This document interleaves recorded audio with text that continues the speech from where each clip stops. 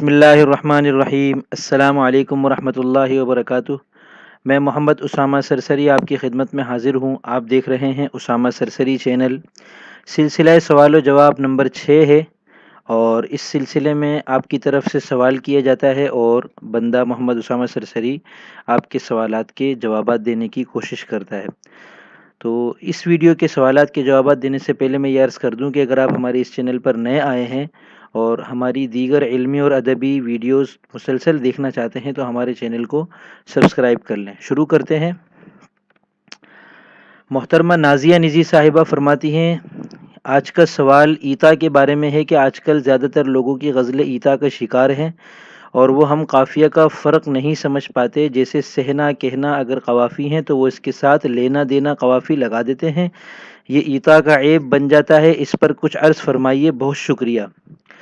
جی، آپ کی بات بالکل درست ہے کہ سہنا اور کہنا اگر غزل کے مطلع کے قوافی بن گئے ہیں تو دیگر اشعار میں لینا اور دینا کے قافیہ کرنا درست نہیں ہے۔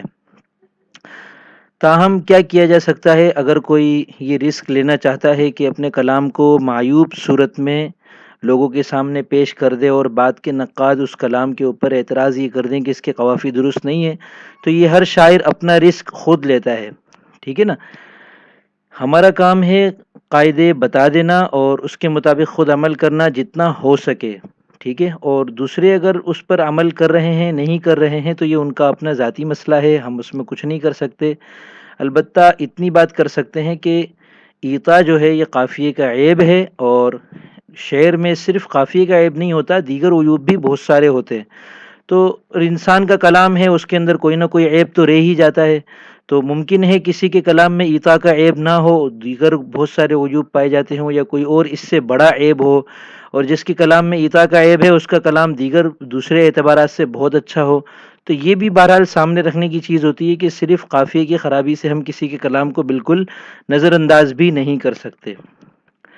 سوال نمبر 2۔ السلام علیکم۔ جی وعلیکم السلام ورحمۃ اللہ وبرکاتہ۔ محترم منتہر احمد صاحب فرماتے ہیں کہ اللہ تعالیٰ آپ کو اپنی شان کے مطابق نوازے، آمین۔ عرض ہے کہ آپ کا شعر عزازیلو تمہیں کیا علم اطاعت کی حقیقت کا، خطا پر بھی نمازی کو عطا ہوتے ہیں 2 سجدے۔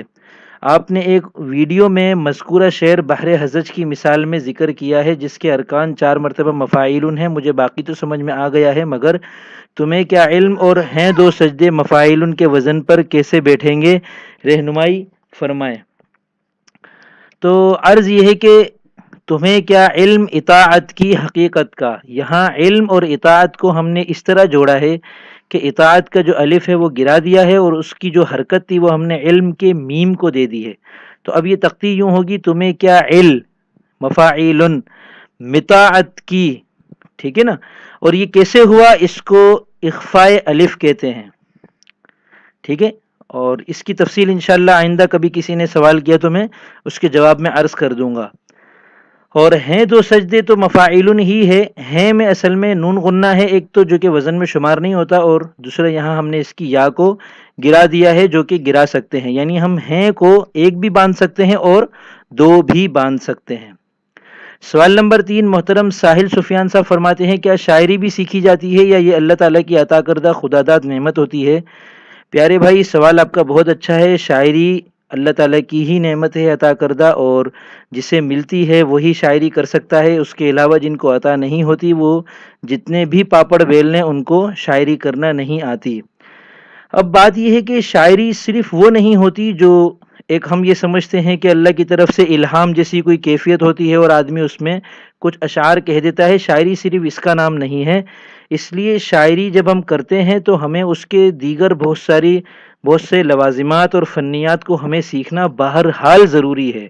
اسے آپ یوں سمجھ لیں کہ ایک چھوٹا بچہ جس نے بولنا بھی نہ سیکھا ہو وہ کیسے شاعری کر سکتا ہے؟ وہ پہلے بولنا سیکھے گا پھر شاعری کرے گا۔ تو معلوم ہوا کہ زبان سیکھنا ضروری ہے۔ تو جیسے زبان سیکھنا ضروری ہے، ایسے دیگر اور بہت ساری چیزیں بھی ہیں، فنیات ہیں، ان کو سیکھنا ہمارے لیے ازحد ضروری ہوتا ہے۔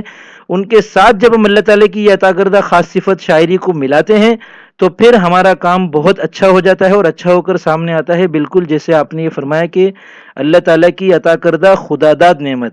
اب آپ یہ دیکھیے کہ خداداد کا مطلب ہی یہی ہے کہ اللہ تعالیٰ کی عطا کردہ، تو آپ نے اس کو 2 مرتبہ لکھ دیا، جسے شاعری کی اصطلاح میں باقاعدہ ایک عیب شمار کیا جاتا ہے، اور اس عیب کا نام ہے بھرتی کا ہونا یا حذف ہونا۔ تو اب یہ اسی کو پتہ چلے گا جو یہ چیز سیکھے گا۔